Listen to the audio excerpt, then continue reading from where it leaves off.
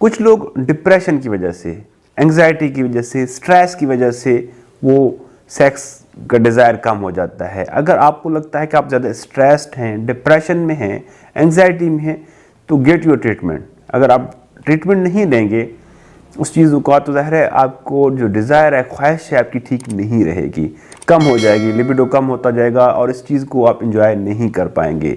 कुछ लोग जब डिप्रेस होते हैं तो मेडिसिन लेते हैं, या साइकोटिक पेशेंट होते हैं जो मेडिसिन लेते हैं या कोई और अद्वियात मेडिकल लेते हैं, जिसकी वजह से उनकी डिज़ायर कम हो जाती है। अगर इस तरह की मेडिसिन हैं वो भी सेक्स की ड्राइव को कम कर सकते हैं।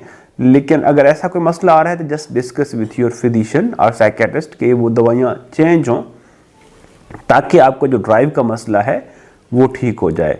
बाकी जो अगर मेडिकल मसला है, ब्लड प्रेशर का मसला है, डायबिटीज़ का मसला है या कोई और मसला चल रहा है, तो उसका प्रॉपर ट्रीटमेंट करें, शुगर को कंट्रोल करें और ब्लड प्रेशर को भी कंट्रोल करें।